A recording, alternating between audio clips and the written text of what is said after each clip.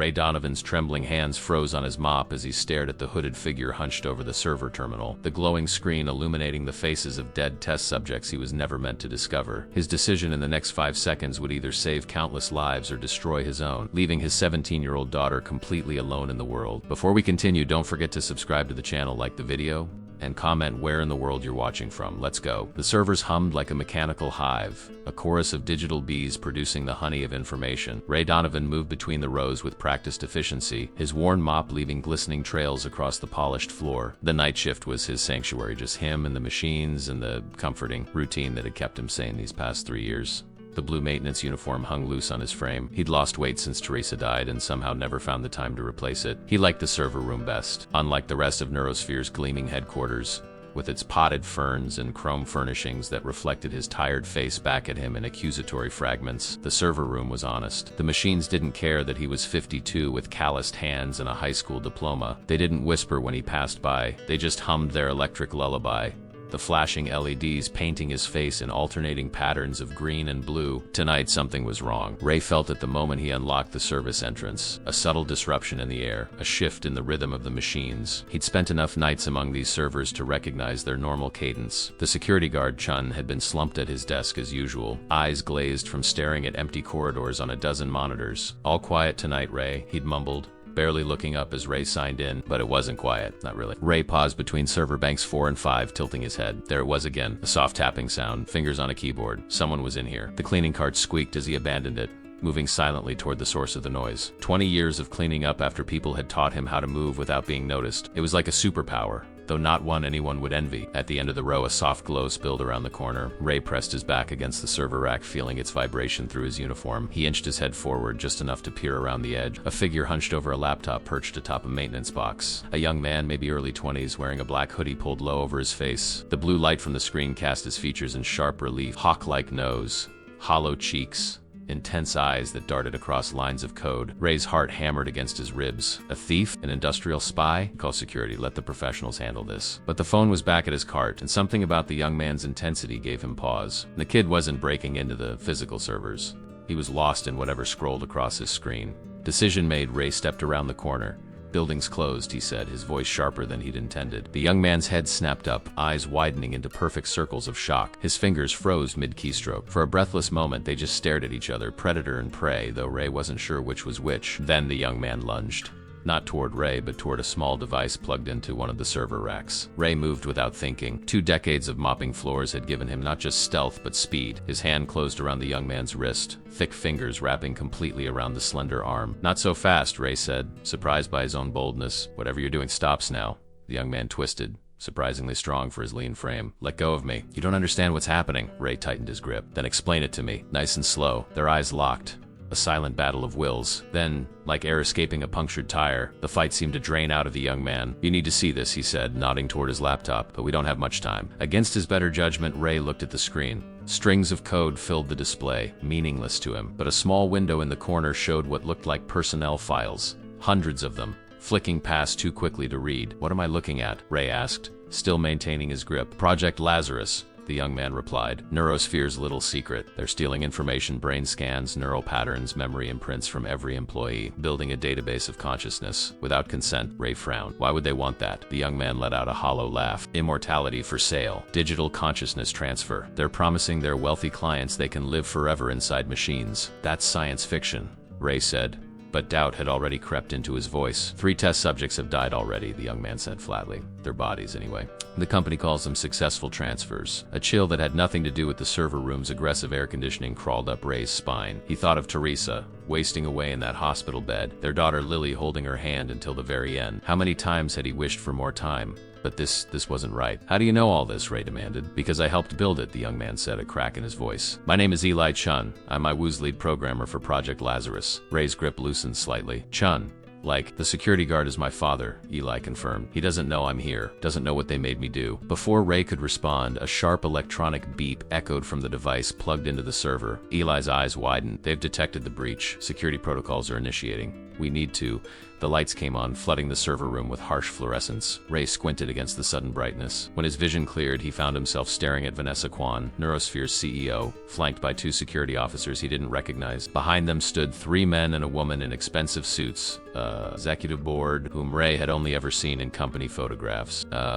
Chun, Kwan said, her voice glacial. I'm disappointed but not surprised. Her gaze shifted to Ray, eyebrow arching elegantly. And, you are. Ray straightened, suddenly conscious of his stained uniform, the gray stubble on his jaw. Ray Donovan, night janitor. The woman in the elegant black suit glanced at a tablet in her hand. Raymond Donovan, former engineer at Westlake Technologies. Widower. 1 daughter, Lily, age 17. She looked up, her smile like a paper cut. You've been with us 3 years. Exemplary service record. Ray stiffened. How did they know about his past at Westlake? He'd left that off his application, knowing a failed engineer would never be hired even to clean floors. Eli struggled against Ray's grip. Tell them what you saw. Tell them what they're doing. CEO Kwan sighed, adjusting a diamond bracelet on her slender wrist. Mr. Donovan, please release Mr. Chun into our custody. This is a sensitive corporate security matter. You've done well, but we'll handle it from here, with a substantial bonus for your vigilance, of course. Something in her tone, the practiced smoothness, the absolute certainty that he would comply rigored a memory. Teresa in the hospital, a doctor with the same tone explaining why experimental treatment wasn't an option. Cost prohibitive, insufficient data, accept the inevitable. Ray's grip on Eli tightened again. What's Project Lazarus? The CEO's smile didn't falter, but her eyes hardened. A proprietary research initiative, nothing that concerns maintenance staff. He said people died. Ray pressed. Mr. Chun is suffering from a psychological break. One of the board members interjected, a tall man with silver hair and a Harvard accent. Brilliant minds often carry that risk. He'll receive the best care. Ray looked at Eli, then back at the assembled executive. Their faces were masks of corporate concern, perfected in boardrooms and shareholder meetings. But their eyes were watchful. Calculated. My security clearance lets me access all areas of the building, Ray said slowly, including the secure server room on sublevel C. It was a bluff. He had no such clearance. But the minute stiffening of CEO Kwan's shoulders told him he'd struck gold. There is no server room on sublevel C, she said too quickly. The one behind the biometric scanner? Ray continued, building on the lie. With the quantum processors, I clean it every Wednesday. Panic flashed across the face of the youngest board member. A woman with auburn hair pulled into a severe bun. That's impossible. No one except authorized. Enough, Kwan cut her off sharply. She turned to the security officers. Take them both to my office, discreetly. As the guards approached, Ray made a split-second decision. With strength born of desperation, he pulled Eli behind him and reached for the only weapon available, a fire extinguisher mounted on the wall. Stay back, he warned, surprised by the steadiness in his voice. Eli, grab your computer and that device. We're leaving. Don't be ridiculous, Mr. Donovan, Kwan said, exasperation creeping into her voice. Where would you go? What would you do? You're a janitor. The words were meant to diminish him, to remind him of his place. Instead, they ignited something that had been dormant since he'd packed away his engineering degree and picked up a mop. I'm also a father, Ray said, with a daughter who deserves to live in a world where people can't be turned into computer programs when they die. He looked directly at Eli. And I'm pretty sure I'm not the only parent who feels that way. The security guards hesitated, looking to Kwan for direction. The CEO's composure cracked, just slightly, revealing the fury beneath. If you walk out of here with him, she said, her voice dangerously soft, you're throwing away everything. Your job, your reputation, your future. We will destroy you, Mr. Donovan. Ray thought of Teresa, of Lily waiting at home, probably fallen asleep on the couch again with her calculus textbook. He thought of the engineering career he'd abandoned, the dreams he'd set aside. Then he thought of the code on Eli's computer, people's minds reduced to data points. I've been destroyed before, Ray said simply. I survived. The fire extinguisher felt heavy in his hands as he backed toward the exit. Eli closed behind him. The executives and security guards followed cautiously, a strange procession through the gleaming corridors of Neurosphere. What Ray didn't see was the blinking red light on his cleaning cart, the camera hidden among the spray bottles and rags, transmitting everything to servers far beyond Neurosphere's walls. The corridor stretched endlessly before them, the overhead lights casting alternating pools of brightness and shadow. Ray's mind raced as he backed away, fire extinguisher raised defensively. His maintenance badge dangled from his breast pocket, the simple plastic ID that had granted him invisible access to every corner of Neurosphere for 3 years. The service elevator, Ray whispered to Eli. It bypasses the main security checkpoints. Eli nodded, clutching his laptop to his chest, the mysterious device now disconnected and tucked into his hoodie pocket. The young programmer's face was ashen, sweat beading along his hairline. You're making a terrible mistake, CEO Kwan called after them, her voice eerily calm. You have no idea what forces you're involving yourself with, Mr. Donovan. Ray didn't respond. He'd navigated these hallways thousands of times, emptying trash cans and polishing floors while the daylight employees looked through him as if he were just another piece of office equipment. Now those countless hours of invisibility were his advantage. He knew every corner, Every access point, every blind spot in the security system. 3 more doors down on the left, Ray murmured. When we get there, run. The security guards were advancing slowly, hands hovering near their holsters. Ray recognized one of them now, Martinez, usually stationed at the front desk. The man's eyes held something like regret. Ray, please, Martinez said. Don't make this harder than it needs to be. Tell them what happens in sublevel C. Martinez, Ray replied, continuing his steady retreat. Tell them about the body. Martinez's step faltered. The board members exchanged nervous glances. He's bluffing, the silver-haired Harvard man said sharply. There's nothing to tell, but doubt had crept into the room like a fog. One of the security guards, the one Ray didn't recognize, looked questioningly at Quan. It was the opening they needed. With a swift motion, Ray pressed the handle on the fire extinguisher, sending a thick cloud of white chemical spray toward the group. Now, he shouted, and they ran. The service elevator was where it had always been, tucked away in its unremarkable alcove. Ray slammed his palm against the call button while Eli kept watch, his slender frame vibrating with tension. They're coming, Eli warned, his voice barely audible over the pounding of Ray's heart. The elevator doors parted with agonizing slowness. He squeezed inside, Ray jabbing repeatedly at the button for the parking garage. The doors began to close. He caught a glimpse of Martinez rounding the corner, weapon now drawn. Their eyes met in the shrinking gap. Then the doors sealed shut, and the elevator began its descent. What now? Eli asked, slumping against the wall. They'll lock down the building. Every exit will be covered. Ray was already removing the access panel beneath the elevator controls. Not every exit, he said, reaching into the circuitry. When my wife was sick, I picked up extra shifts, learned every inch of this place. With practiced fingers, he bypassed the main control board, redirecting the elevator to a service tunnel that connected to the adjacent building, a mid-renovation office space owned by a Neurosphere subsidiary. How did you know to do that? Eli asked, watching with wide eyes. Ray offered a tired smile. Before I was a janitor, I designed these systems. The elevator shuddered, then continued downward past the parking level. Emergency lights kicked on, bathing them in a red glow. My father, Eli said suddenly. They'll question him. He doesn't know anything, but they won't believe that. Ray nodded grimly. We'll need to contact him once we're clear. But first, I need to understand exactly what I've gotten myself into. He fixed Eli with a steady gaze. No more half explanations. What is Project Lazarus, and why were you trying to expose it tonight?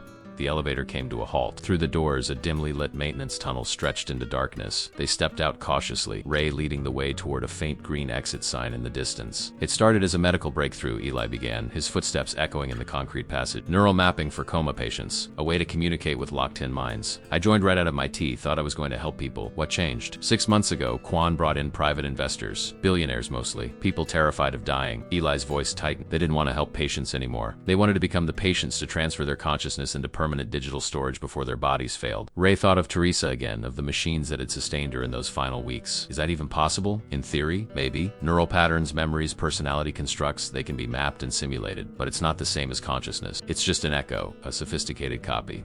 They reached an intersection in the tunnel. Ray paused, orienting himself, then pointed right. This way. The problem is, Eli continued as they walked, Quan started promising these investors more than echo. She told them we could transfer their actual consciousness, the essence of who they are, that they could live forever in the cloud, eventually downloading themselves into new bodies, and they believed her. People with enough money will believe anything if it means they don't have to die. Eli's laugh was hollow. We did 3 test transfers with terminal patients. The subjects died during the procedure, massive neural hemorrhaging, but Quan declared them successes because the digital copies seemed to function. They responded to stimuli, recognized family members, displayed appropriate emotional responses. Ray felt sick. Those weren't transfers. They were just sophisticated recording. Exactly. But Quan won't admit that. There's too much money at stake. Billions in investment with promises of immortality for the elite. They reached another door. Ray swiped his maintenance badge, holding his breath until the light turned green. That's why I had to get proof, Eli said as they slipped through. The algorithm they're using, it's fatally flawed. It's designed to strip consciousness from the brain tissue. It doesn't transfer anything. It destroys it. They emerged into the basement of the adjacent building, a half-finished space filled with construction materials and the sharp smell of fresh paint. Ray led them toward a service stairwell. And the device you plugged into the server? Ray asked. A neural key. It creates a backdoor into the system, lets me download the raw data from the transfers. I needed evidence that the consciousness signatures terminate during the procedure, not transfer. As they climbed the stairs, Ray's thoughts turned to his daughter. Lily would be wondering where he was by now. 17 and brilliant. So much like her mother, it sometimes hurt to look at her. What would happen to her if he didn't make it home? I need to call my daughter, Ray said, pushing through a door that led to the building's main lobby. Then we need to find somewhere safe. The night security guard for the construction site was dozing behind his desk. They slipped past him unnoticed, emerging onto a street glistening with recent rain. Ray breathed deeply, the cool night air sharp in his lungs. Freedom, however temporary. I know someone who can help us, Eli said, glancing nervously up and down the empty street. A journalist who specializes in tech industry whistleblowers. She's been tracking Neurosphere for months. Ray nodded, but his mind was already calculating risks. Neurosphere wouldn't let this go. A janitor and a programmer against a multi-billion-dollar corporation with powerful investors. The odds were overwhelming. Yet as he looked at Eli, barely older than his daughter, carrying evidence of corporate atrocities, he knew he couldn't walk away. Not this time. He'd spent 3 years hiding from life after Teresa died, going through the motions. Maybe this was why. Maybe he needed to be exactly who he was. Where he was, to stop something terrible. His phone vibrated in his pocket. Lily's face lit up the screen. Her school photo from last fall, Ray answered, turning away from Eli to create an illusion of privacy. Dad, where are you? It's almost morning. Her voice was thick with sleep and worry. I'm okay, sweetie. There's been a situation at work. I need you to do exactly as I say. Ray kept his voice steady, though his hand trembled. Pack a bag, just essentials. Go to Aunt Sarah's. Don't tell anyone where you're going, not even your friends. A pause. Dad, you're scaring me. I know, Lil, I'm a little scared too. But I promise I'll explain everything soon. He swallowed hard. Remember when Mom was sick and she made me promise to always do the right thing, even when it was hard? I remember. That's what this is. I love you, Lily. I'll contact you at Sarah's as soon as I can. After he hung up, Ray stood motionless, staring at the dark screen of his phone. 3 years of careful routine, of keeping his head down, of surviving rather than living, all of it shattered in a single night. Eli touched his shoulder tentatively. We should keep moving. They'll track your phone. Ray nodded, dropping the device into a nearby storm drain. As it disappeared into the darkness with a distant splash, he felt a strange lightness, the burden of caution giving way to the clarity of purpose. Your journalist friend, he said, turning to Eli. How do we find her? She has a safe house. It's not far, but we'll need to be careful. Dawn was breaking over the city, first pale fingers of light reaching between the skyscrapers. Somewhere in those early rays, Ray thought he could see Teresa smiling, proud of him for finally waking up. Lead the way, he said, squaring his shoulders beneath his janitor's uniform. It no longer felt like a disguise, it felt like armor. The city awakened around them like a slow-motion explosion. Delivery trucks rumbling down side streets, early commuters clutching travel mugs, street vendors setting up carts with practiced efficiency. Ray and Eli moved against the flow, two shadows sliding between the brightening spaces. They'd abandoned the main thoroughfares after spotting a police cruiser crawling past, the officers inside studying faces with unusual attention. Neurosphere had connections throughout the city. Government contracts, charitable donations to the police foundation, board members who golfed with judges and commissioners. How much further? Ray asked, pulling his maintenance cap lower over his eyes. The uniform that had rendered him invisible inside the corporate tower now marked him as conspicuous on the morning streets. 3 more blocks, Eli replied, hunched inside his hoodie. Through the market district. The farmer's market was just setting up, vendors arranging produce in meticulous displays. They wove through the growing crowd, past pyramids of apples and boxes of leafy greens. The normalcy of it all struck Ray as surreal, people selecting vegetables while he carried evidence of corporate murder in his wake. Eli led them down a narrow alley between 2 brick buildings, stopping at a nondescript metal door. He knocked 3 quick taps, too slow. A moment passed before a woman's voice came through an intercom hidden in the brick. Identify. Prometheus, Eli said. With a guest, the door buzzed open. They stepped into a small vestibule with another locked door ahead. A security camera swiveled to study them. Who's the +1? The voice asked. Ray Donovan, Eli answered. Neurosphere maintenance. He helped me escape. A pause. Weapons check. Ray raised his hand slowly, turning to show he carried nothing but the fire extinguisher, which he'd somehow forgotten to put down in their frantic escape. Just this, he said, feeling suddenly foolish. Another buzz and the inner door opened. They entered a loft space that defied Ray's expectations. Instead of the dark, cluttered din of conspiracy he'd imagined, the room was bright and minimalist. Floor-to-ceiling windows, likely one-way glass, filled the space with morning light. One wall was covered in monitors displaying news channels and social media feeds. Workstations with cutting-edge equipment lined another wall. Welcome to the lighthouse, said a voice behind them. Ray turned to face a woman in her late 30s with close-cropped silver hair and keen eyes behind wire-rimmed glasses. She wore simple black clothing that suggested practicality rather than fashion. Maya Winters, she introduced herself, offering a hand first to Ray, then to Eli. Her grip was firm. Assessing, tech editor for the Global Observer. Off the record, I run this safe house for tech whistleblowers. You've been expecting us? Ray asked. Not specifically you, she replied, but Eli and I have had contingency plans in place for months. She turned to Eli. I didn't expect you to bring a janitor, though. Former systems engineer, Ray corrected quietly. Maya's eyebrow arched. Interesting career trajectory. Life happens, Ray said, the familiar phrase bitter on his tongue. It's what he'd told himself when he'd accepted the janitor position after being blacklisted from engineering jobs. When he'd moved to a smaller apartment, when he'd sold Teresa's car. He saved my life, Eli interjected, and he knows things about sublevel C that even I didn't know about. Maya's expression shifted from skepticism to intrigue. Let's see what you've got. Eli placed his laptop on a sleek metal table and connected the neural key device. His fingers flew across the keyboard, screens filling with cascading data. Maya leaned in, her professional detachment giving way to open shock. God, she whispered. Are these the actual transfer protocols? The complete neural extraction algorithm, Eli confirmed, and the resulting consciousness signatures from all 3 successful transfers. Ray watched them work, feeling suddenly out of place. This world of code and data was one he'd left behind. He wandered to the window, looking out at the awakening city. Somewhere out there, Lily would be arriving at Sarah's house, confused and frightened, and below, Neurosphere security would be combing the streets for a janitor and a programmer. Ray, Maya called. You should see this. He turned back to find a new image on the main screen. A 3-dimensional brain scan rotating slowly, sections highlighted in different colors. This is Subject 1, Maya explained. Harrison Wells, tech billionaire, terminal brain cancer. Officially, he died 6 months ago in a private clinic in Switzerland. Unofficially, he underwent the first Lazarus procedure. Eli pointed to a sequence of images showing the brain activity diminish. The neural extraction process. Each spike here represents the algorithm targeting a different region of consciousness.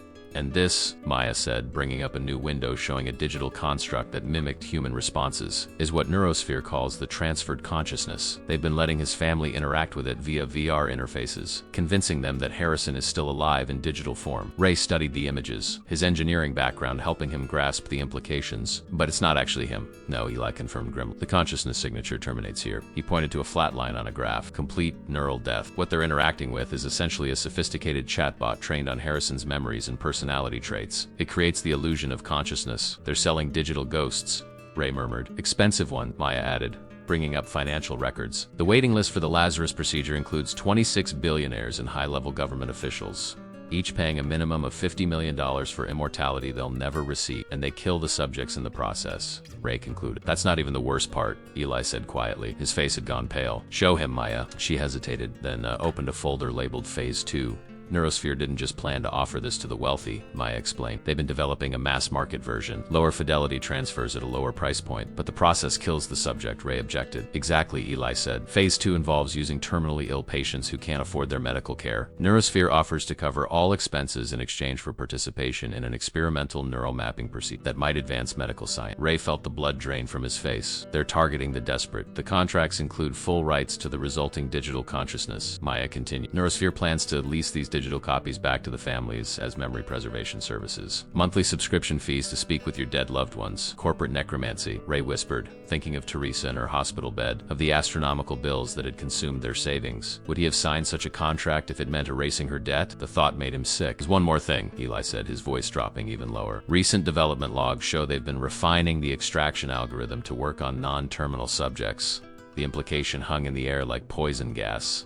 Quote, they wouldn't, Ray began, then stopped himself. Of course they would. How soon? The first non-terminal trial is scheduled for next week, Maya said. A volunteer from a private prison in Arizona, officially listed as participating in behavioral research. Ray's mind raced. The scale of the horror was expanding beyond what he'd imagined when he'd confronted Eli in the server room just hours ago. What do we do with this, he asked. Maya straightened, professional resolve returning to her features. We publish every detail, every piece of evidence. The Global Observer has enough credibility that Neurosphere can't simply dismiss it as conspiracy theory. They'll try to discredit you, Ray warned. Both of you. They already are, Maya replied, gesturing to one of the monitors where breaking news crawled across the bottom of the screen. Neurosphere reports security breach. Proprietary technology stolen. Another screen showed security camera footage of Ray and Eli in the server room, their faces clearly visible. The caption read, "Suspects wanted for questioning." That was fast, Eli muttered. They're desperate, Maya said. This could destroy them. Ree studied the monitors, a cold realization settling over him. You need better sources than us, he said finally. A janitor with a criminal record and a programmer who helped build the system in the first place were easy to discredit. Criminal record? Eli asked, surprised. Breaking and entering 3 years ago, Ray admitted. The pharmaceutical company that denied Teresa's experimental treatment. I tried to access their research database, find something that might save her. Got caught. Took a plea deal. Understanding dawned on Eli's face. That's why you were cleaning floors instead of designing system. That's why I believed you about Project Lazarus, Ray corrected. I've seen how these companies operate when profit is at stake. Maya was typing rapidly, pulling up Ray's record. This complicates things, she admitted, but doesn't change what we need to do. A sharp buzz from the security system interrupted them. Maya frowned, checking the exterior cameras. Were you followed? She asked, voice tight with sudden tension. The monitor showed 2 black SUVs parked across the street. Men in tactical gear were deploying, moving with military precision toward the building. That's not police, Eli said, panic rising in his voice. That's Neurosphere security. Maya was already moving, shutting down systems, initiating what appeared to be emergency protocols. Back exit now, she commanded. The evidence is already uploading to secure servers overseas, but we need you both alive to verify it. Ray hesitated. How did they find us so quickly? Maya pointed to Eli's device, the neural key. It must have a tracker. Eli's face crumpled with realization. I built it. Of course they'd have a back door. He began disconnecting the device. I'm such an idiot. No time for that now, Ray said, grabbing his arm. We need to move. As alarms began to sound throughout the building, Ray found himself wondering how he'd gone from mopping floors to running for his life in less than 12 hours. The weight of Teresa's memory and Lily's future pressed down on him as Maya led them toward a concealed exit. Whatever happened next, there was no going back to invisible. Maya's back exit turned out to be a narrow maintenance shaft that connected to the building's original freight elevator. The three of them squeezed into a service corridor barely wide enough for single-file movement, the walls close enough that Ray could touch both sides simultaneously. The distant sound of boots on concrete echoed behind them. This connects to the subway maintenance tunnels, Maya explained, her voice steady despite their circumstance. Part of the city's original underground infrastructure. Most people don't know it exists. Most people aren't being hunted by corporate death squads, Ray muttered, ducking beneath a low-hanging pipe. Those weren't regular security guards, Eli added. That was Aegis's division. What's Aegis's division? Ray asked, though he suspected he wouldn't like the answer. Neurosphere's private military contractors, Maya answered, pausing at a junction to check her bearing. Former special forces, intelligence officers. They handle extreme risk management for the company's most sensitive operation. They're who cleaned up after the first 3 Lazarus subjects died, Eli said quietly. Ray processed this as they continued through the dimly lit passage. He'd gone from invisible janitor to extreme risk in less than a day. The thought of Lily waiting at his sister's house, vulnerable and exposed, sent a fresh wave of panic through him. My daughter, Ray began. He's probably already under surveillance, Maya finished, not unkindly, but they won't move on her yet. You're the primary targets, the ones with the evidence. They'll use her as leverage only if necessary. That's not comforting, Ray growled. It's not meant to be. It's meant to be accurate. Maya stopped at a heavy metal door with a keypad. For what it's worth, I have people who can extract her if needed, friends who specialize in that kind of work. As she punched in a code, Ray wondered what kind of journalist had friends who specialized in extracting people from surveillance. Maya Winters was clearly more than her byline suggested. The door opened to reveal a maintenance platform overlooking subway tracks. The morning rush hour was in full swing. Trains arriving every few minutes, disgorging hurried commuters. We need to split up, Maya said, reaching into her pocket and producing 2 prepaid phones. These are secure. Off-network. Use them only to contact each other or this number. She showed them a contact labeled only with an asterisk. My colleague. She arranged safe transport out of the city. Out of the city? Eli repeated. Where are we going? I have a contact at the Justice Department, Maya explained. Someone who can initiate a federal investigation, but only with rock-solid evidence and first-hand testimony. You need to meet him in Washington. Washington? Ray shook his head. I'm not leaving my daughter. Your daughter will be safer if you're not with her, Maya countered. As long as Neurosphere thinks she could lead them to you, they'll keep her under observation but unharmed. If they capture you, she becomes expendable. The brutal logic of it hit Ray like a physical blow. The best way to protect Lily might be to stay away from her. The thought was almost unbearable. I need your decision now, Maya pressed as the rumble of an approaching train filled the tunnel. Aegis Division will have secured the building by now and expanded their search perimeter. We have minutes, not hours. Ray looked at Eli, who seemed equally conflicted. The young programmer clutched his backpack containing the laptop, their only copy of the evidence now that the neural key had been compromised. I'll go to Washington, Eli decided. I built parts of Lazarus. I'm the most credible witness. And I'll find another way to protect my daughter, Ray said firmly. Maya regarded them both, then nodded. Your choice. But be aware, Neurosphere will be monitoring every train station, bus terminal, and airport. The evidence needs to reach my Justice Department contact, with or without you. She handed Ray a small flash drive, backup of everything, just in case. The train rushed into the station, brakes squealing. Maya glanced at her watch. This is yours. Next one is mine. 15 minutes between us, standard protocol. As they prepared to step onto the platform, she caught Ray's arm. Donovan, when we're through the initial crisis, I want to hear the full story about Sublevel C. Something tells me you know more than you're saying. Ray met her gaze steadily. If we survive, I'll tell you everything. She smiled thin. Fair enough. Keep moving, change clothes as soon as possible, and trust no one. With that, she melted into the shadows, leaving Ray and Eli to board the train alone. They separated once inside, taking seats at opposite ends of the car. Ray kept his head down, hyper-aware of security cameras and fellow passengers. Anyone could be watching, reporting. The city he'd lived in for decades suddenly felt like hostile territory. His thoughts turned to Neurosphere Tower, to the hours he'd spent cleaning its pristine surfaces, overhearing snippets of conversation, observing patterns. 3 years of collecting puzzle pieces without realizing they formed a picture. Sub-level C, the restricted floor that officially didn't exist. The elevator that required special access codes. The unusual deliveries that always happened between 2 and 4 a.m. He had seen more than he realized. Now those observations might be the difference between survival and capture. At the 4th stop, both men disembarked as planned, disappearing into the morning commuter crush. Ray headed for a department store where he purchased jeans, a plain button-down shirt, and a windbreaker with cash from his last paycheck. In a public restroom, he changed out of his janitor's uniform, stuffing it into a trash can beneath paper towels. The man who emerged looked different, less institutional, more anonymous. Just another middle-aged guy navigating the city. He purchased a pair of reading glasses from a street vendor to further alter his appearance. Using the burner phone, he sent a single text to the number Maya had designated, package in transit. The response came swiftly. Extraction point.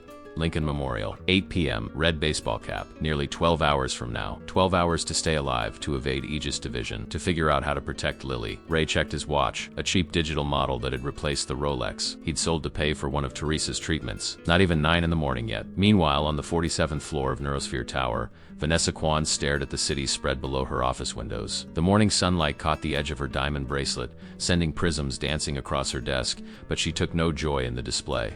Behind her, the executive board had assembled for an emergency meeting. Their faces reflected varying degrees of panic. The Global Observer has already received the data package, reported Marcus Chun, head of corporate security. Our sources within their organization confirm it's been distributed to multiple secure servers. Can we disable these servers? Asked the silver-haired board member. Chun shook his head.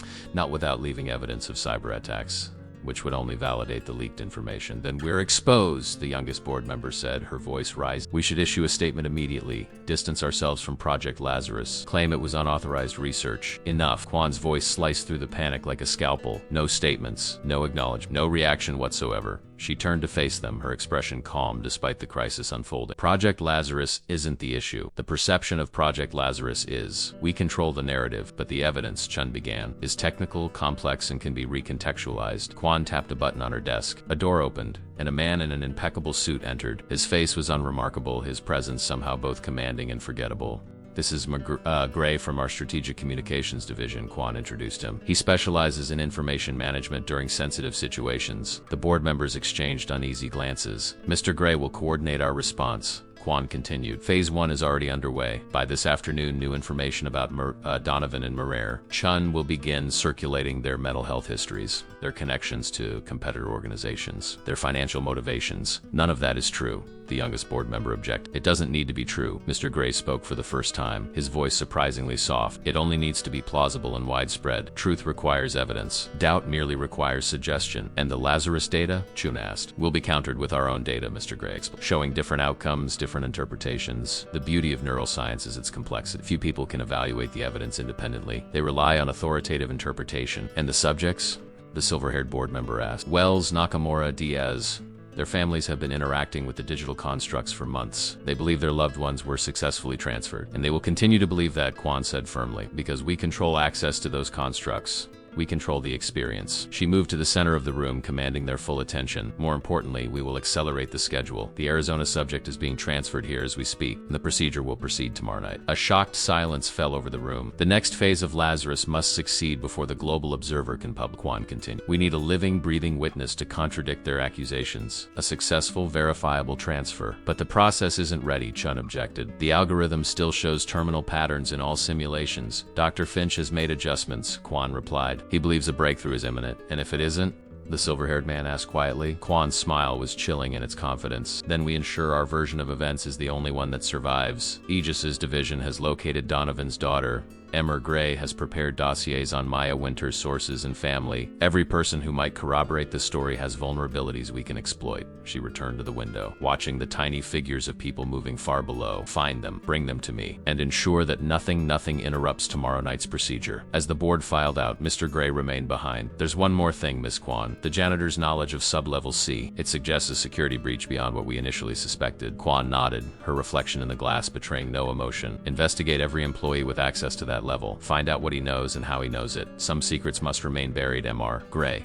at any cost. Outside, the city continued its rhythms, oblivious to the machinations unfolding in the glass tower. Somewhere in that urban maze, Ray Donovan was fighting to stay alive, unaware that the clock was ticking faster than he realized. Ray found himself in a small diner 14 blocks from where he'd separated from Eli. The place was a relic from another era, cracked vinyl booths, speckled formica countertops, and waitresses who called everyone hun, perfect for someone trying to disappear. He nursed a cup of coffee, watching the street through grimy windows.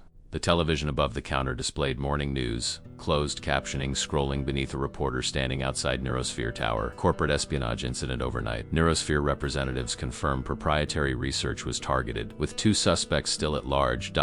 Single quotes. His own face appeared on screen, his employee ID photo, tired eyes staring back at him. Beside it, Eli's more recent. The caption read, Raymond Donovan, maintenance worker, and Elias Chun, former programmer. Wanted for questioning. At least they weren't calling them terrorists. Yet, the waitress refilled his cup without asking. Terrible business, ain't it? She commented, nodding toward the screen. Ray grunted non-committally. My nephew works in that building, she continued. Says it's like Fort Knox in there today. Security everywhere. Poor kid couldn't even get to his desk without 3 different checks. Ray sipped his coffee, letting the bitter liquid ground him in the moment. Sounds excessive for corporate espionage, that's what I said. Must be something pretty valuable they're protecting. She moved on to the next customer, leaving Ray to contemplate how quickly Neurosphere had mobilized their resources. His burner phone vibrated with a text from Eli. Transit delayed, watchers at station, alternate route required. Ray typed back, status of package? The evidence was more important than either of them. Secure. Proceeding to secondary extraction point, 2 p.m. Fisherman's Wharf, 6 hours from now. Ray checked his watch, calculating. He had time to make a detour, a dangerous one, but necessary. Leaving cash on the table, he exited the diner and walked 3 blocks before hailing a cab. Westlake Technologies, he told the driver, settling into the back seat. The driver glanced at him in the rearview mirror. You work there? Used to, Ray replied. Long time ago, Westlake Technologies occupied a modest office park in the city's tech corridor. Unlike the soaring glass monument of Neurosphere, Westlake was practical,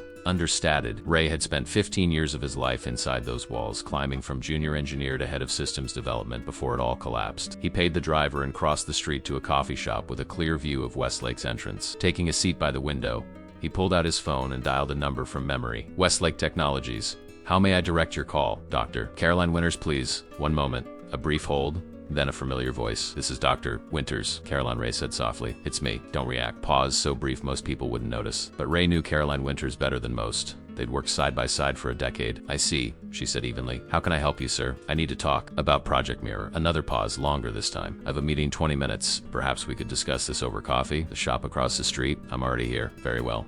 I'll see you shortly. The line went dead. 17 minutes later, Caroline Winters entered the coffee shop. At 62, she moved with the energy of someone decades younger, her silver hair cut in a practical bob, her clothes simple but elegant. She ordered a green tea before joining Ray at his table by the window. You're all over the news, she said without preamble, her voice low. Not by choice, Ray replied. I assume not. She studied him with sharp gray eyes. You look terrible. Thanks. What kind of trouble are you in, Raymond? Ray took a deep breath. The kind that gets people killed. I need information about Project Mirror. Caroline's face hardened. That project was terminated. All research confiscated. You know that better than anyone. But not destroyed, Ray pressed. Neurosphere has it. They've weaponized it. Her teacup froze halfway to her lips. That's impossible. Mirror was theoretical. A framework for neural mapping in comatose patients. It never even reached human trials. It has now. They're calling it Lazarus. The color drained from Caroline's face. She set her cup down carefully as if it might shatter under too much pressure. Tell me everything, she said. Ray outlined what he'd learned. The extraction process, the 3 subjects, the planned expansion. With each detail, Caroline's expression grew more horrified. That's not Mirror, she whispered when he finished. It's a perversion of it. Mirror was designed to create a communication pathway, not extract consciousness. The neural mapping was meant to be temporary, reversible. They modified it, Ray said. Modified? Caroline shook her head. They completely inverted its purpose. Mirror was meant to help patients recover, to strengthen neural pathways. This Lazarus process sounds like it's destroying them. That's what Eli's evidence shows. The subjects died during the procedure. Caroline leaned back, her face ashen. When Westlake canceled the project, all our research was supposed to be sealed under a national security directive. How did Neurosphere get it? I think you know, Ray said quietly. Her eyes met his. Martin. He was the only one with both the access and the motive, Ray confirmed. After Westlake fired him for ethical violations, he must have taken copies of the research. Then Neurosphere hired him as doctor. Alistair Finch. Martin Peterson became Alistair Finch. Caroline looked incredulous. That's not possible. There are records, credentials, single quotes there are, if you have enough money to create them. Ray pointed out. I knew something was familiar about him the first time I saw him in the Neurosphere lobby. Couldn't place it until now. He's had facial surgery, changed his appearance. But it's him, Caroline. I'm sure of it. She sat in stunned silence, processing the implications. What do you need from me? Everything you remember about Mira's vulnerabilities. If Lazarus is built on Mira's foundation, it will have the same structural weaknesses. We need to exploit them. I'm meeting someone with federal connections this evening. We're taking everything to the Justice Department. Caroline's gaze drifted to the window, to the Westlake building across the street. Project Mira had one fundamental flaw, she said slowly. The neural mapping required a perfect baseline, a complete consciousness signature without gaps or anomalies. Without it, the system would create cascading errors, essentially overwriting the original neural patterns with corrupted data, which is exactly what's happening to the Lazarus subjects, Ray realized. The extraction process is flawed at a fundamental level. Worse than flawed, it's impossible, Caroline stated. Consciousness isn't data, Raymond. It can't be extracted like copying files. Every attempt to map it changes it. The observer effect at the neural level. Ray leaned forward. If you came forward with this, explain why it can't work. Expose what Neurosphere is doing, ... single quotes. I'd be violating a dozen confidentiality agreements, Caroline finished, and painting a target on my back. She hesitated, studying Ray's face. But I suppose you've already done that, haven't you? Not by choice, he repeated. It never is. She pulled a small notebook from her purse and began writing rapidly. These are the technical specifications for Mira's neural interface. The resonance frequencies, the mapping protocols. If Lazarus is built on Mira, these would be its foundation. She tore out the page and slid it across the table. This could help prove the technology is fundamentally flawed. Ray pocketed the paper. Thank you, Caroline. Don't thank me yet.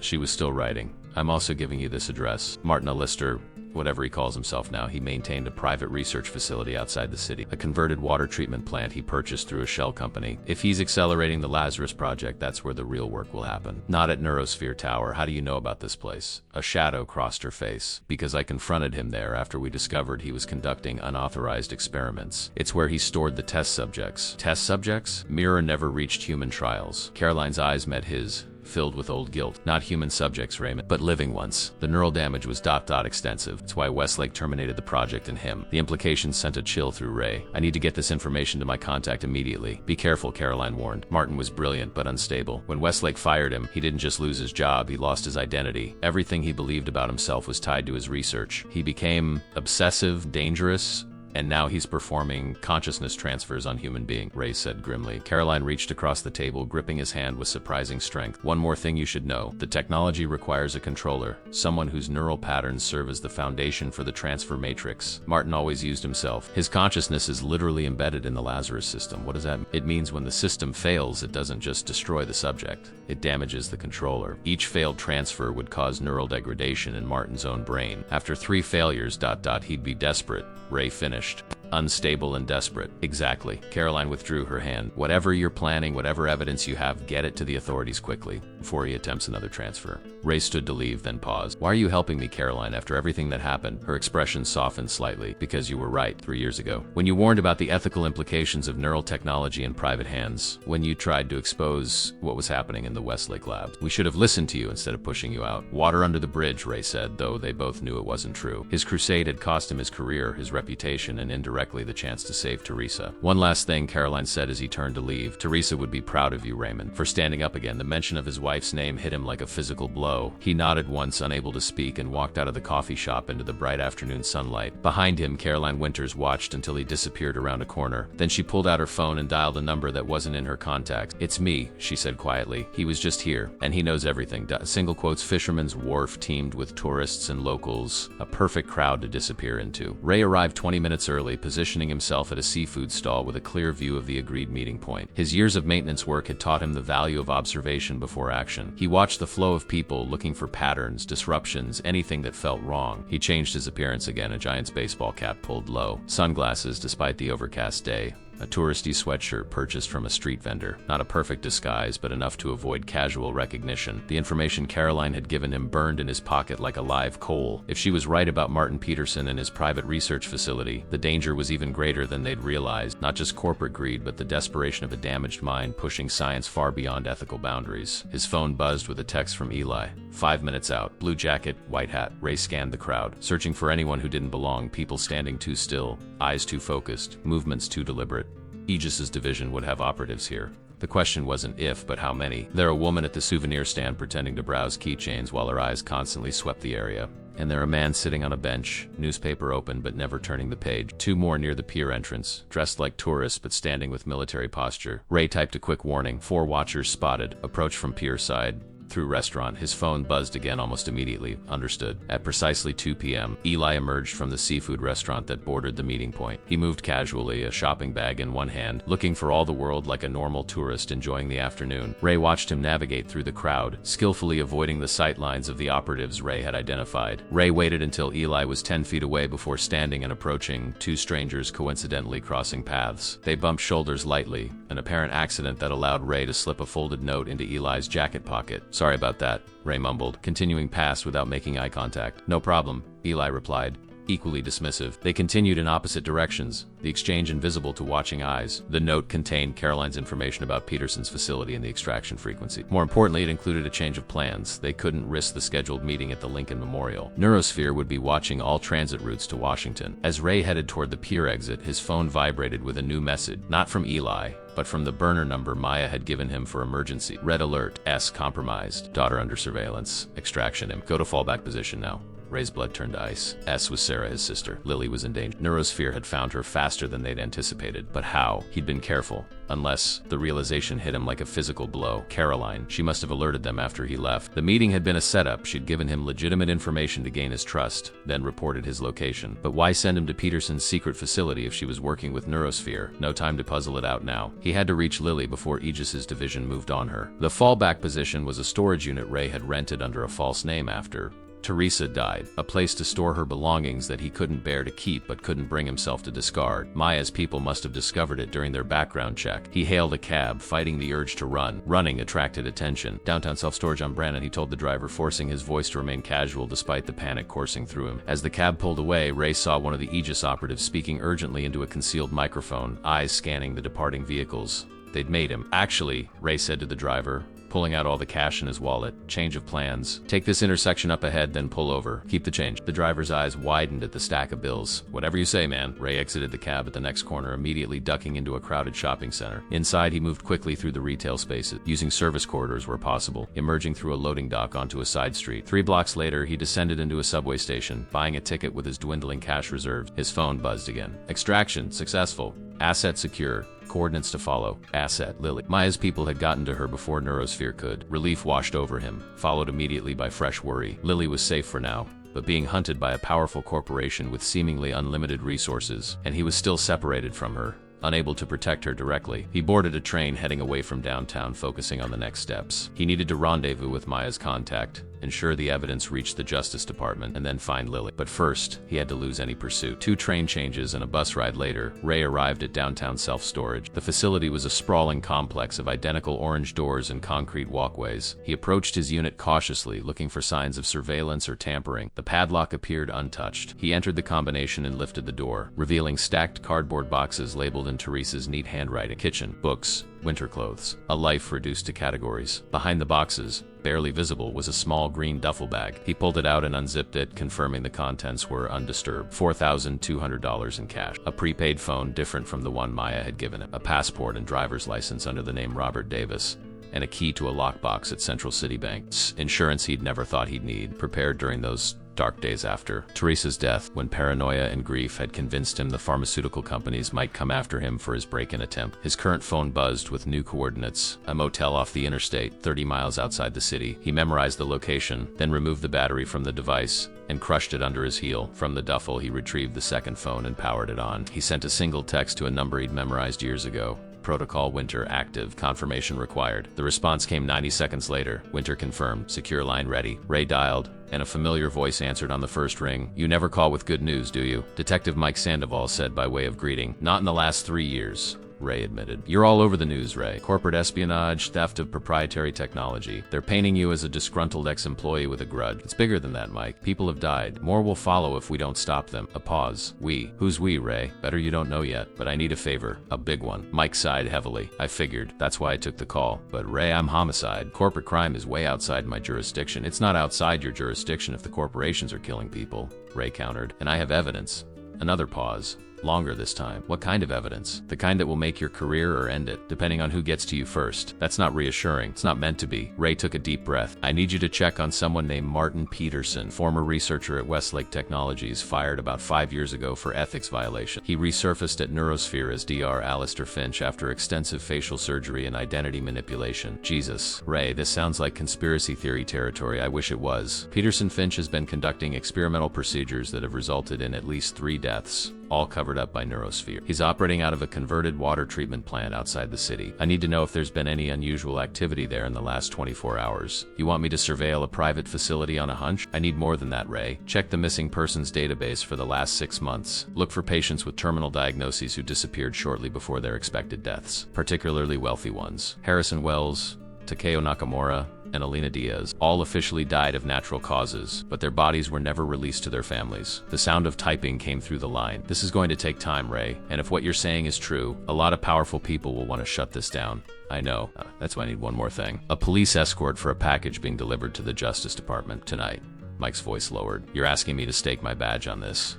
I'm asking you to do your job, Mike. People are dying, and I'm trying to save my daughter. The mention of Lily changed something in Mike's tone. He'd been there after Teresa died, had seen Ray's descent, had helped keep him out of prison after the break-in. Give me 2 hours, Mike. Fine. I'll do what I can about the treatment plant. But Ray, if you're wrong about this, I'm not wrong. And Mike, be careful who you trust with this. Neurosphere has connections throughout the department. You think I don't know that? Their CEO chairs the Police Foundation Gala every year. A pause. Stay safe, Ray. I'll be in touch. The line went dead. Ray pocketed the phone in the duffel, leaving the storage unit and its memories behind. He had a long journey ahead to reach the motel where Lily was waiting. Meanwhile, in the gleaming conference room of Neurosphere Tower, Vanessa Kwan received a phone call that made her smile for the first time that day. Mr. Gray, I understand we've located the daughter. We had her under surveillance at her aunt's residence, the smooth voice replied. But there was ... a complication. A professional extraction team removed her approximately 30 minutes ago. Not police, private contractors. Kwan's smile vanished. Maya Winters, most likely. The tactics match known associates of hers. We're tracking possible destinations. And Donovan, spotted at Fisherman's Wharf, meeting briefly with the Chun boy. Then he disappeared. We're reviewing surveillance footage now. Kwan tapped a manicured nail against her desk. He knows about Peterson's facility, about Martin. How is that possible? Caroline Winters. She met with him earlier today, Dr. Winters? I thought she was secured. Apparently not secured enough. Kwan's voice remained calm, but the temperature in the room seemed to drop. It complicates matters, but doesn't change the outcome. The procedure moves forward tonight. Peterson says he's ready. With respect, Ms. Kwan. If Peterson's identity is compromised, it changes nothing, she interrupted. By tomorrow morning, we'll have a living, breathing success story to present to the world. The accusations will seem absurd in comparison. One miracle outweighs 1,000 accusations, Miss Gray. And if the procedure fails, if the subject dies like the others, Kwan's smile returned, cold and certain, then we ensure no one is left to contradict our version of events. Find Donovan, find his daughter. Find the evidence, by any means necessary. Lily Donovan stared at the grimy motel ceiling, counting the water stains to keep her mind occupied. 17 so far, each one a different shape. A continent, a cloud, a monster. The room smelled of industrial cleaner, decades of cigarette smoke that no amount of air freshener could disguise. She'd been whisked from Aunt Sarah's house by 2 people who'd shown up claiming to be friends of her father. A man and a woman, both dressed in dark clothing, both moving with the efficient precision of people accustomed to emergencies. They'd explained nothing beyond your father sent us and you're in danger, which would have sounded like a bad movie plot if not for the genuine fear in Aunt Sarah's eyes. Now, 4 hours later, Lily sat in a motel room 30 miles from home, accompanied only by the woman, who'd introduced herself simply as Alex before settling into watchful silence by the window. When is my dad coming? Lily asked. Not for the first time. Alex checked her watch. Soon. He's being careful to make sure he isn't followed. Lily nodded, trying to project calm maturity despite the fear churning in her stomach. She was 17. Almost an adult. She could handle this, whatever this was. Her phone had been taken, too easy to track, Alex had explained, leaving her disconnected from her friend, her life. The room's ancient television was tuned to a local news channel, muted, but showing her father's employee photo next to headlines about corporate theft. Is my dad in trouble because of Mom? Lily finally asked. Alex turned from the window, her expression softening slightly. What makes you ask that? He changed after she died, became ... I don't know, distant, like he was just going through the motions. Lily twisted a strand of dark hair around her finger, a nervous habit she'd inherited from her mother. But the last few weeks he's been different. Looking at old files, making phone calls late at night. I thought maybe he was finally moving on, but now ...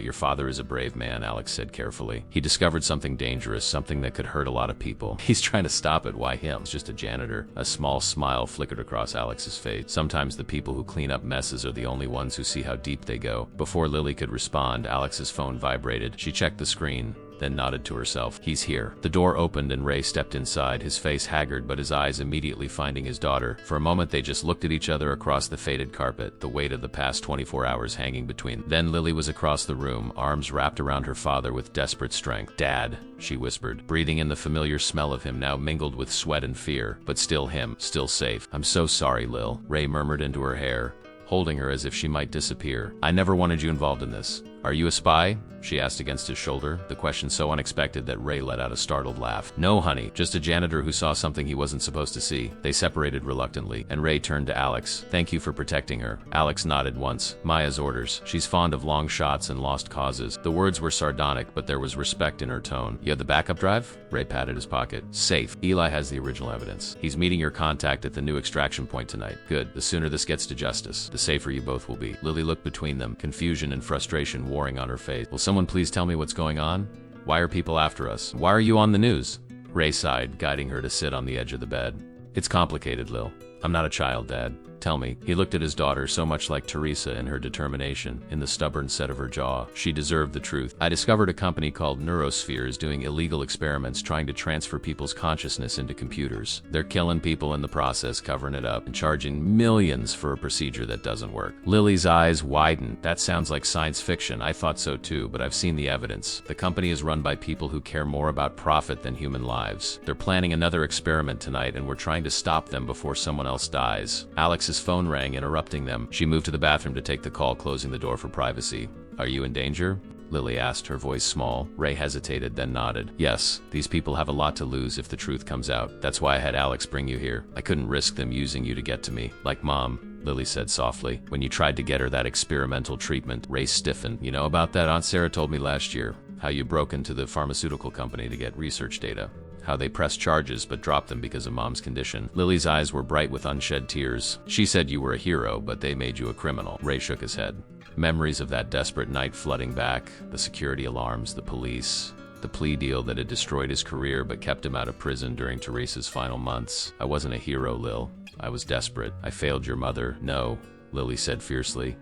"The system failed her. The companies failed her. You fought for her. Like you're fighting now." Single quotes. Before Ray could respond, Alex emerged from the bathroom, her expression grim. "We have a problem. Your detective friend Sandoval just accessed the files on Martin Peterson. His computer showed an unauthorized search query which triggered an alert at Neurosphere. They know he's helping you." Ray stood, alarm coursing through him. "Is he in danger?" "Maya's trying to reach him now, but there's more. Neurosphere has accelerated their timeline. The procedure's happening in 2 hours, not tonight. They're moving everything to Peterson's private facility." 2 hours? Ray checked his watch. "That's not enough time. Eli won't reach the Justice Department contact until tonight." "Exactly. They're trying to create their miracle before we can stop them." Alex began gathering her few belongings. "We need to move you to a secure location further from the city." "No," Ray said, the decision crystallizing in his mind. "We need to stop the procedure ourselves. That's suicide. Peterson's facility will be crawling with Aegis security, and one more innocent person will die if we do nothing." Ray turned to his daughter. "Lily, I need you to go with Alex. She'll keep you safe until this is over." Lily stood, shaking her head. "I'm not leaving you, Dad. Not now." "Lily, Mom died while we watched. Helpless," she said, voice breaking. "I won't let you face this alone. Can't lose you too." Ray looked at his daughter, no longer the child he'd tried to shelter, but a young woman with Teresa's determination blazing in her eyes. "It's too dangerous," he insisted. "Everything is dangerous," she countered. "You taught me that when you took this fight on alone. Now I'm choosing to stand with." Alex interrupted their standoff. "We don't have time for this. Whatever we're doing, we need to do it now. Neurosphere will have tracked us to this general area already." Ray looked from his daughter to Alex, then pulled out his phone, dialing Mike Sandoval's number. No answer. He tried again with the same result. "Something's wrong," he said. Mike always answers. As if in response, his phone buzzed with a text message from an unknown number.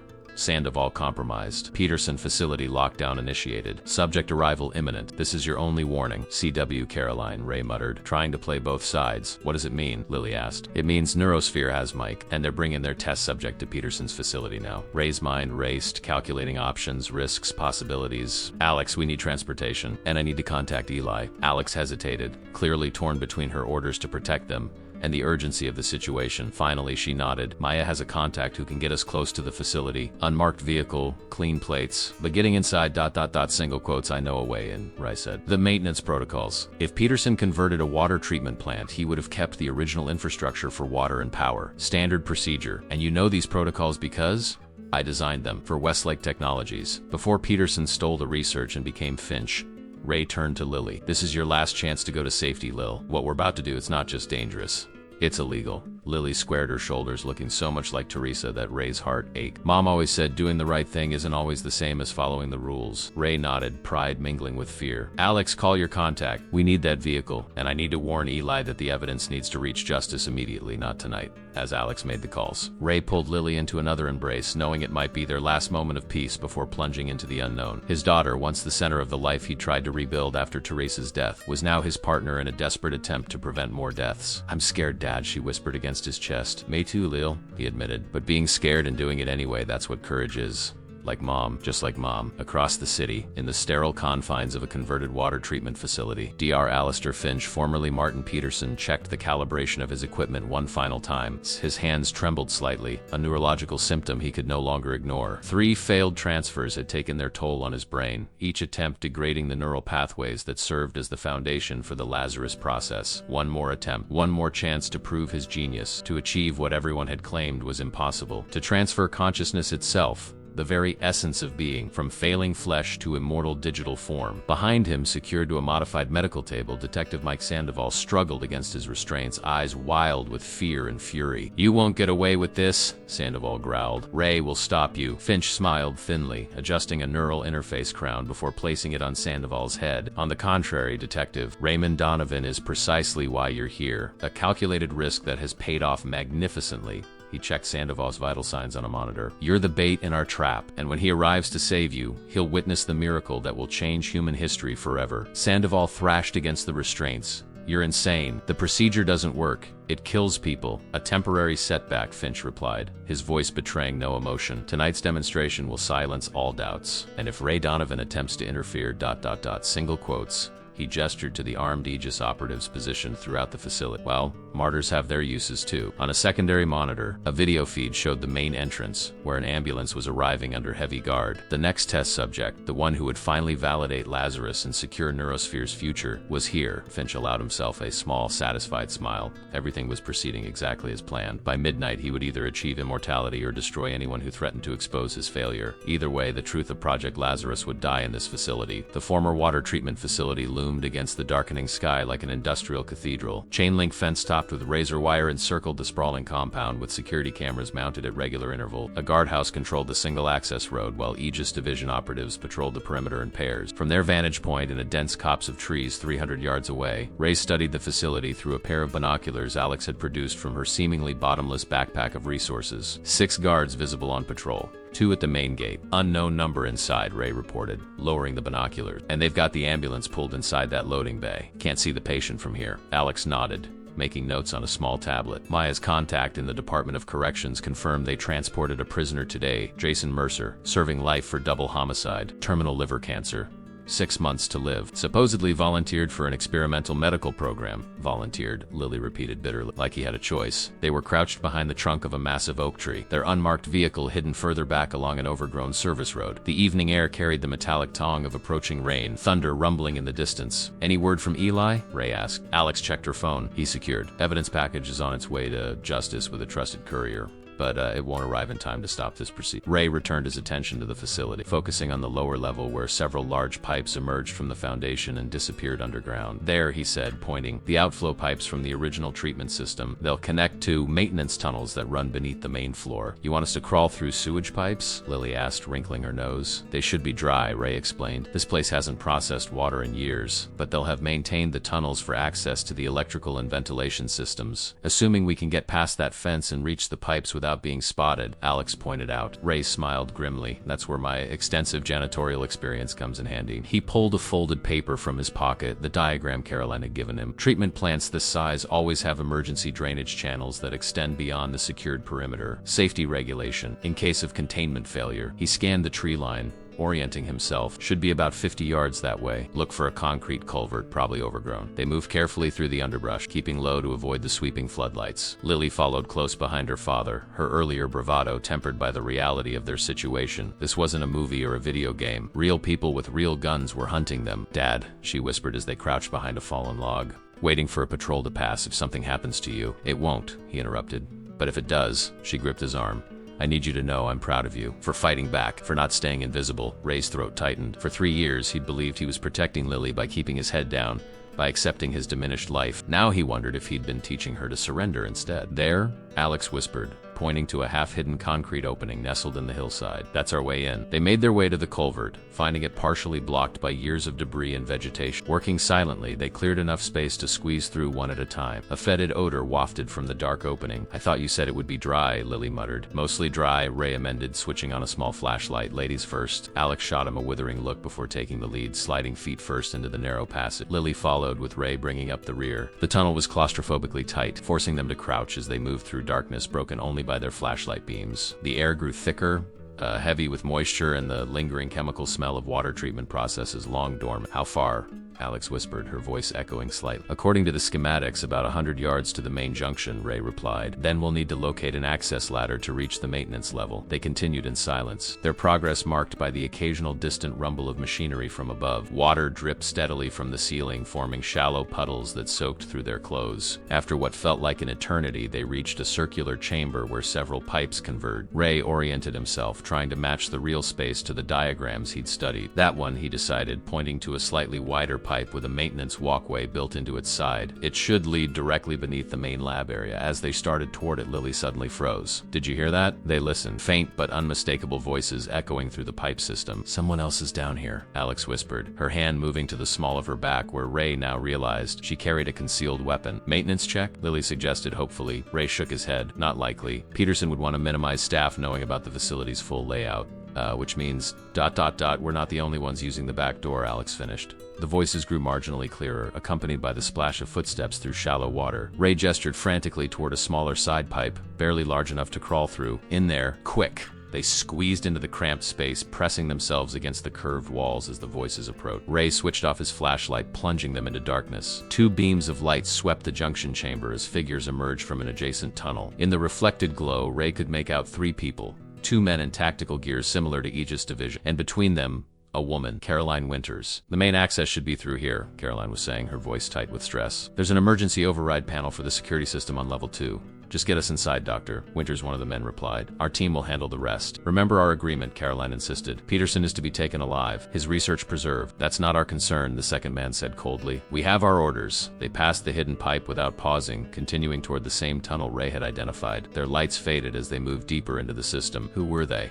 Lily whispered when it seemed safe. "That was Caroline Winters," Ray replied, his mind racing. "My former colleague from Westlake. But those weren't Neurosphere security with her." "Government?" Alex suggested. "Maybe. Or private military. Someone else has entered the game." Ray switched his flashlight back on. "We need to move fast." They abandoned stealth for speed, hurrying through the pipe system toward where Ray believed the main lab would be located. The complex was larger than he'd anticipated, a warren of tunnels and junctions that had been modified from their original purpose. Finally, they found what they were searching for, a vertical shaft with metal rungs embedded in the concrete leading upward. "This should access the main mechanical room," Ray said, testing the lowest rung. "From there, we can reach the lab." "And if we're wrong?" Lily asked. "Then we'll improvise," Ray replied with more confidence than he felt. They climbed in silence, Ray leading the way. The shaft seemed endless, the air growing warmer as they ascended. Finally, his hand encountered a metal hatch overhead. He pushed cautiously, feeling resistance. Locked, he whispered down to the others. "Allow me," Alex said, squeezing past Lily on the narrow rungs. She produced a set of thin tools from her pocket and worked on the lock with practiced efficiency. After a tense minute, there was a satisfying click. "Ready?" Ray asked, hand poised to push the hatch open. Both women nodded. Ray counted silently to 3, then shoved the hatch upward with all his strength. The mechanical room was dimly lit and mercifully empty. Massive air handlers hummed along one wall while electrical panels lined another. The floor vibrated slightly with the energy coursing through the building. They climbed out quickly, closing the hatch behind them. Ray oriented himself, searching for clues to their location within the facility. "Those conduits," he pointed to a bundle of heavy cables running along the ceiling. "They'd feed the main lab. High voltage. Separate circuit. Follow them." The cables led to a reinforced door with a keypad lock. Through a small wire mesh window, they could see a corridor beyond. "Can you get us through?" Ray asked Alex. She examined the keypad. "Biometric. Beyond my skill set." She reached into her backpack and produced a small device. "But this might work." "What is it?" Lily asked. Disruptor. Short range, but it should fry the lock." Alex attached the device to the keypad. "Stand back. This will kill all electronics within 5 feet." They retreated to the far side of the mechanical room. Alex activated the device remotely. A soft hum built to a high-pitched whine, then a sharp crack as the keypad sparked and went dark. Ray cautiously tried the door. It opened with a metallic metallic groan. "We're in," he whispered. The corridor beyond was clinical white, eerily reminiscent of Neurosphere Tower. They moved cautiously, following the cable bundle toward what Ray hoped was the main laboratory. Around a corner, they encountered their first obstacle, a security camera mounted high on the wall, its red recording light blinking steadily. "Too late to worry about that now," Ray muttered. "They'll know we're here soon enough." They hurried past, reaching a set of double doors at the corridor's end. Through small windows in the doors, they could see a large open space filled with advanced medical equipment. In the center stood what looked like an operating table, surrounded by monitors and machines Ray didn't recognize. But it was empty. No patient, no Peterson. "Where are they?"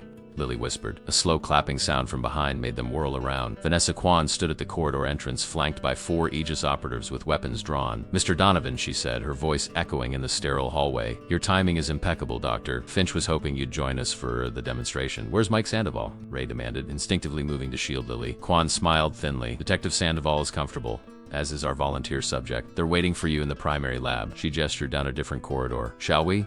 And if we refuse?"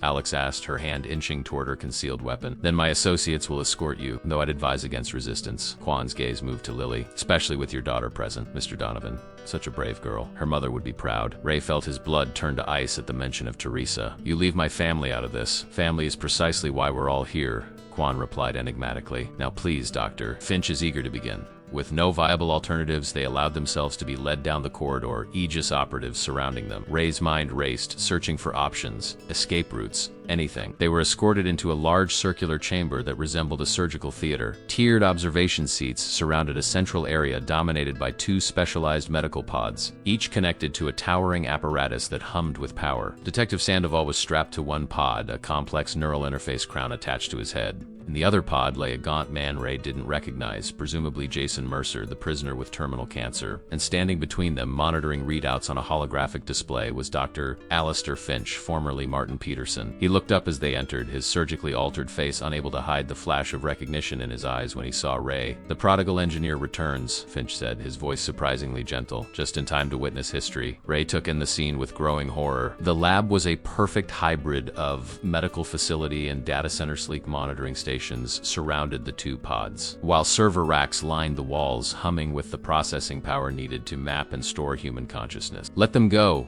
Ray demanded, eyes fixed on Sandoval's struggling form. "This procedure is flawed." "You know it doesn't work, Peterson." Finch flinched at the use of his real name. "That name no longer exists," he said softly. "And you're wrong about the procedure. The previous attempts were merely calibration exercise." "You killed 3 people," Alex said coldly. "Sacrifices for the advancement of science," Kwan interjected. "Every revolutionary breakthrough requires pioneers. Pioneers consent," Ray shot back. "They aren't murdered to line shareholders' pockets." Lily stood frozen beside her father, eyes darting between the machinery, the captives, and the armed guards. Ray could sense her fear, but also her calculating mind working Teresa's mind, analyzing, searching for weaknesses. "You're Martin Peterson," Lily said suddenly, addressing Finch directly. "The researcher who experimented on animals at Westlake, my dad's old company." Finch turned to her, eyebrows raised in surprise. "You're well informed for a teenager. My mom kept all the articles about how you were developing technology to help coma patients communicate before you started killing them." A shadow passed across Finch's face. "Intelligence runs in the family, I see." He returned his attention to Ray. "Your daughter is correct about one thing. Project Mirror began as a noble pursuit of bridge to locked-in minds. Your contribution was invaluable, Raymond. The neural mapping algorithms you developed were revolutionary. I designed those systems to heal, not harm," Ray said. "Could do patients a voice, not strip away their consciousness." "A limited vision," Finch dismissed. "You never saw the true potential. Consciousness transfer isn't just about extending life, it's about evolving beyond our biological limitations." Kwan stepped forward, her pristine suit incongruous in the clinical environment. "Perhaps a demonstration would be more convincing than debate." "Dr. Finch, please proceed. You can't do this," Ray protested, straining against the grip of the Aegis operative holding him. "Mike is innocent. He's not a volunteer." "On the contrary," Finch said, adjusting controls on the holographic display. Detective Sandoval's participation solves a critical problem. Previous transfers failed because the subjects were terminal, their neural patterns already degraded. We need a healthy mind to achieve complete transfer, and a willing receiver," Kwan added, gesturing to the cancer patient. "Mr. Mercer has graciously offered his body as a vessel. In exchange, his family receives $5 million. The horrific reality of their plan dawned on Ray. "You're not just copying consciousness," he breathed. "You're trying to override one person with another." "Precisely," Finch smiled, pleased at Ray's comprehension. "The ultimate solution to mortality. Why build artificial bodies when perfectly good ones already exist? Bodies otherwise destined to die." "You're talking about murder," Lily said, her voice shaking, and ... and stealing someone's body. I prefer to think of it as the ultimate recycling program, Quan replied smoothly. Terminal patients donate their bodies, the wealthy extend their lives, and Neurosphere revolutionizes human existence. Ray looked at Sandoval, saw the terror in his friend's eyes. And Mike, what makes him your ideal test subject? Neural compatibility, Finch explained, bringing up a brain scan on a nearby monitor. Detective Sandoval's neural architecture is remarkably similar to my own, a perfect template for the first successful transfer. His hand trembled slightly as he adjusted a dial. My own neural degradation has progressed too far for me to serve as the donor, but his patterns are close enough that I can use them to refine the process. For yourself, Ray realized. This isn't about selling immortality. It's about saving yourself. It's about both, Quan correct. Dr. Finch gets a new beginning, and Neurosphere gets its miracle. The perfect partnership. A low hum began to build as the machinery powered up. Sandoval thrashed against his restraints, his shouts muffled by the neural crown covering half his face. Stop this, Ray pleaded. Carolyn gave me the resonance frequencies. I know the transfer causes irreversible neural death. You're not transferring consciousness. You're destroying it and creating a copy. Finch paused, his hand hovering over the controls. Caroline Winters, he murmured, always the conscience of Westlake. Tell me, Raymond, did she happen to mention who funded the original Project Mirror? The Department of Defense, Ray answered, for treating combat trauma. A convenient cover story, Finch laughed softly. The real funding came from somewhere much closer to home. He looked meaningfully at Quan. Neurosphere, Ray breathed. You've been working together from the beginning. Visionaries recognize each other, Quan said simply. Martin's work at Westlake was promising but constrained by ethics committees and regulatory oversight. We provided an alternative research environment. You faked your disgrace, Ray said to Finch, the pieces falling into place. The ethics violation, the firing. It was all staged so you could continue the real work in secret. While you remained oblivious, cleaning floors, Finch confirmed, though admit I never expected a janitor to be my undoing. He turned back to the controls. Unfortunately, we've talked long enough. It's time for the demonstration. The humming intensified. Lights dimmed throughout the facility as power redirected to the transfer apparatus. On the monitors, Sandoval's neural activity spiked dramatically, his physical body convulsing in response. You'll kill him, Ray shouted, struggling against his captor. Initiate Phase 1, Finch instructed, ignoring Ray's protests. Neural mapping sequence. Technicians move between workstations, confirming readings and adjusting parameters. The prisoner, Mercer, lay unnaturally still in his pod, heavily sedated but with eyes partially open, vacant and unfocused. Dad, Lily whispered urgently. The frequencies. Remember what Dr. Winters told you. Ray's mind raced back to Caroline's notes. The resonance frequencies, the foundation of the transfer process, were the system's vulnerability. If they could disrupt those specific frequencies, they might be able to abort the procedure. But how? The Aegis operatives had them firmly in their grip. The controls were across the room, and the process was already underway. A distant explosion shook the facility, causing everyone to freeze momentarily. Alarm klaxons began to wail. What was that? Quan demanded, turning to her security team. Unknown breach on the east perimeter, one of them reported, hand to his earpiece. Multiple intruders. Caroline, Alex murmured to Ray, and whoever she's working with. Quan's face hardened. Secure this room. Nothing interrupts the procedure. She pointed to two of the Aegis operatives. You two come with me. As attention momentarily shifted to the new threat, Ray caught Lily's eye and nodded almost imperceptibly toward the nearest workstation. She understood immediately. The moment Quan and her escorts left the room, Lily stumbled dramatically, crying out in pain and collapsing to the floor. The guard holding her instinctively loosened his grip. She's having a seizure, Ray shouted, dropping to his knees beside her. She needs her medication. As the remaining guards and technicians turned toward the commotion, Alex moved with startling speed. A concealed weapon appeared in her hand, not a gun, but a taser. She fired it at the nearest guard, who crumpled instantly. In the ensuing chaos, Ray lunged toward the workstation, fingers flying across the controls. He wasn't an engineer anymore, but the system architecture was familiar enough based on his own designs from West. Initiating Phase 2, Finch announced, oblivious to the struggle behind him, his attention fixed on the transfer process. Consciousness extraction begins in 10 seconds. Ray found what he was looking for, the resonance frequency control. Caroline's notes had identified the specific frequencies that caused neural death. If he could invert them, create a destructive interference pattern.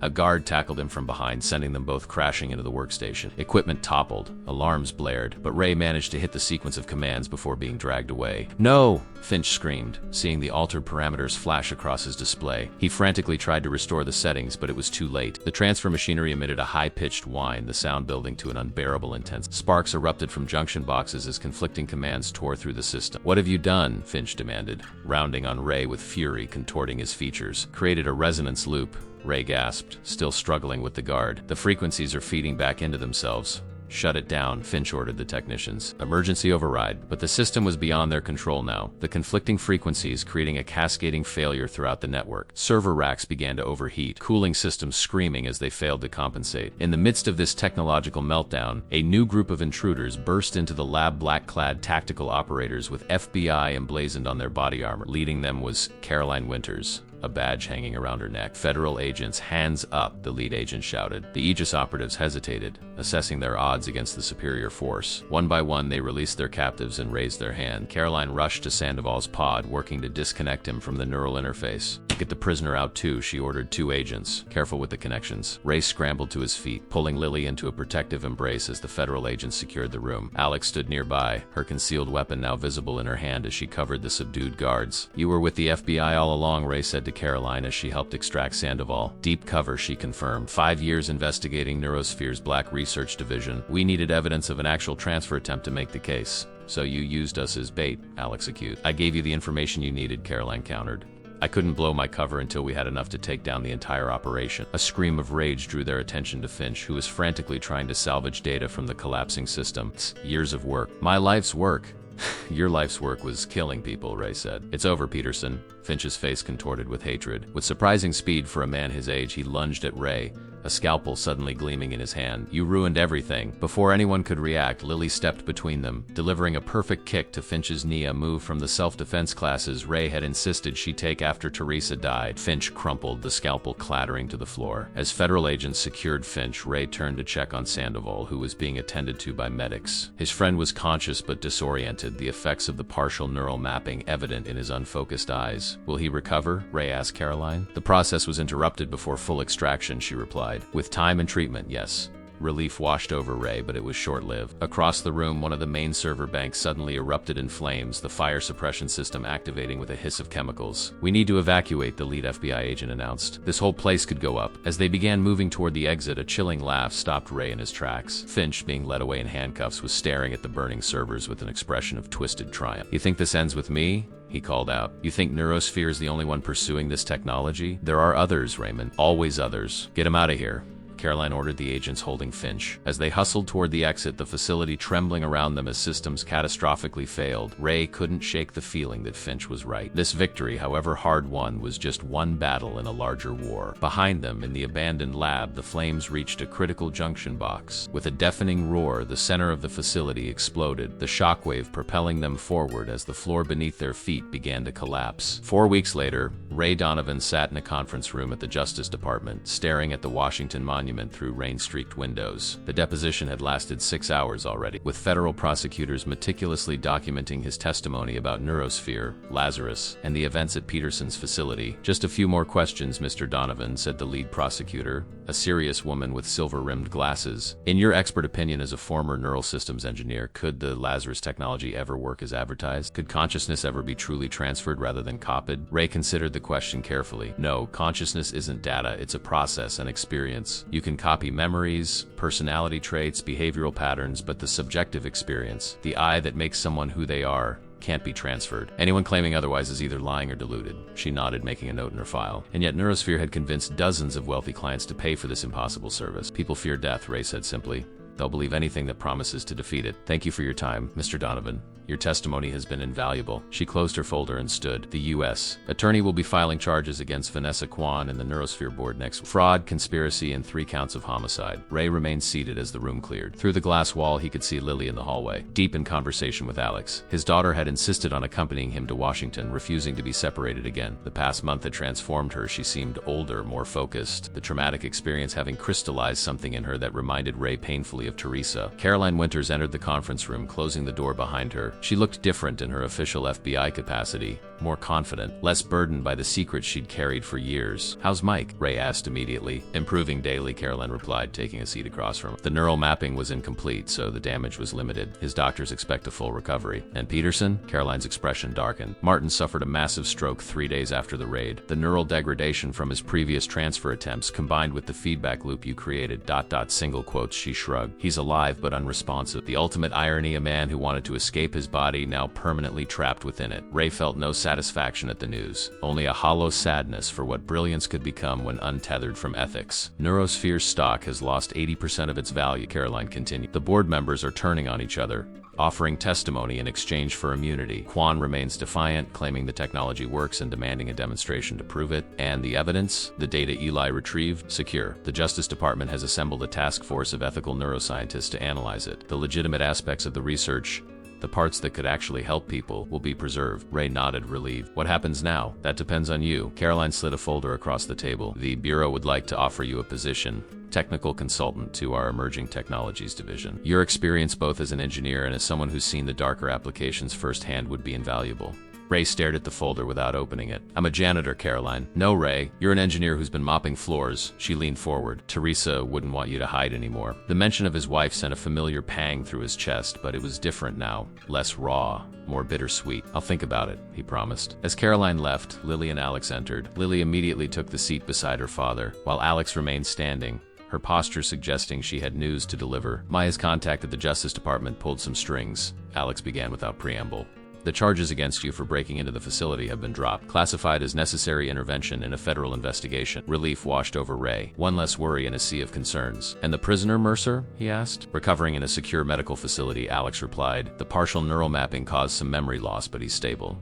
His family will still receive compensation, not the 5 million Neurosphere promised, but enough to ensure his care. What about the other victims? Wells, Nakamura, Diaz? Lily asked. Their families have been informed of the truth, Alex said. The digital constructs they were interacting with have been preserved as evidence, but will eventually be decommissioned. It's complicated. Some families insist these digital echoes are better than nothing, even knowing they're not really their loved ones. Ray understood the impulse. In those dark months after Teresa's death, he would have given anything for just one more conversation with her, real or not. Maya asked me to give you this, Alex continued, handing Ray a sealed envelope, and to remind you that the lighthouse is always open if you need it. Inside the envelope was a single key and an address in Northern California. A handwritten note read simply, for after the storm, M.W. A safe house? Ray guessed. Alex's expression remained neutral. Maya believes you might need space to rebuild, somewhere off the grid, but connected enough for Lily to attend college nearby. She glanced at the young woman with something like pride. Stanford was impressed by her application, especially her essay about ethical technology development. Lily ducked her head, embarrassed but pleased. I just wrote about what happened, about how technology isn't good or evil, it's how people use it. Then